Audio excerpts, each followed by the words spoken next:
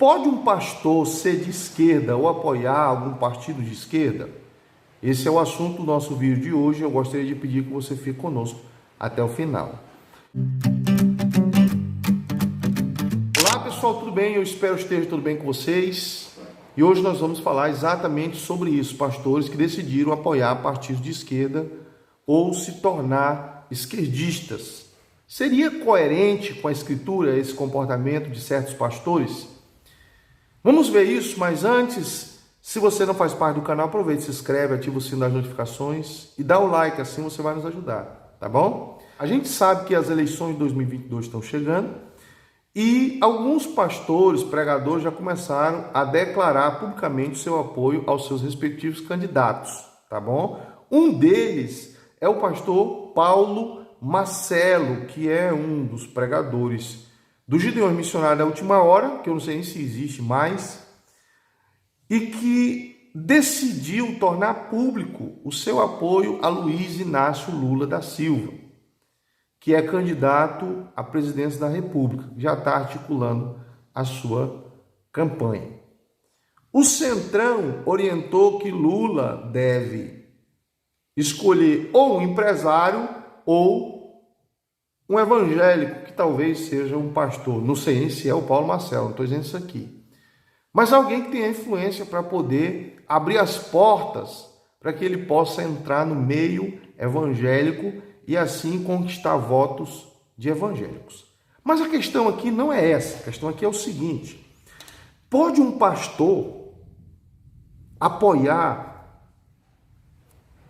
partidos que têm ideologias que são contra a Escritura, partidos que têm ideologias que divergem com os princípios bíblicos, partidos que têm ideologias e pautas que a Bíblia não aceita, que a Bíblia condena? Pode um pastor apoiar ou se tornar membro de um partido desse? Alguns pastores, como no caso do pastor Paulo Marcelo, acreditam que sim, que pode.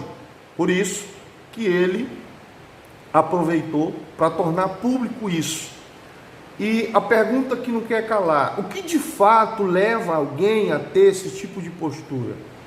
Seria a defesa de direitos humanos? Seria a defesa do bem-estar da comunidade? Seria a defesa de uma lei que vai beneficiar certos grupos de pessoas? Seria isso?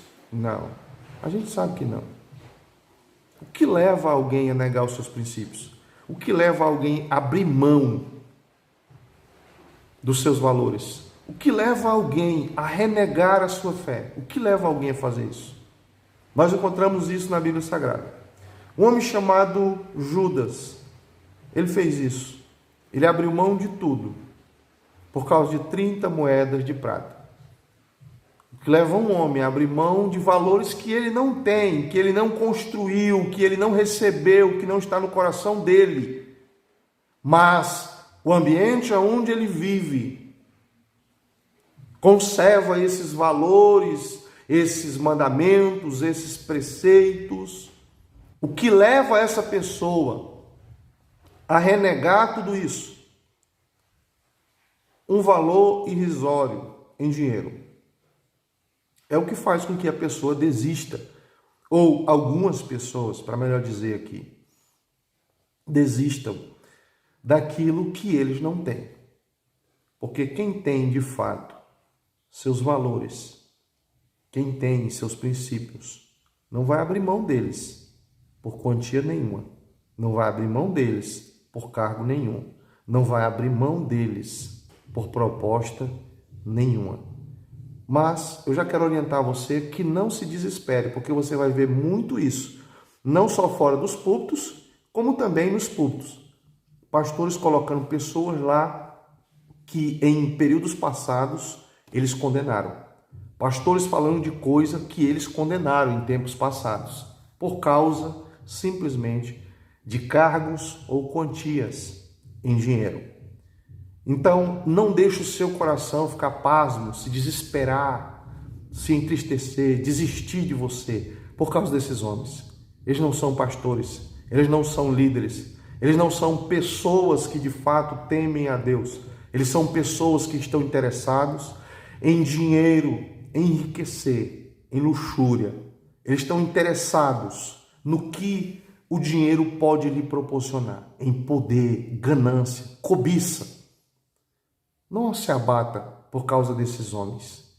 Não fique desesperado por causa dessas pessoas. Mas antes, tenha o seu coração naquele que lhe conservará em paz. Como diz o texto, ele conservará em paz aquele cuja confiança está nele, porque confia nele. Então, que o seu coração descanse, tá? Não se abata por causa desses homens, porque eles não valem a pena.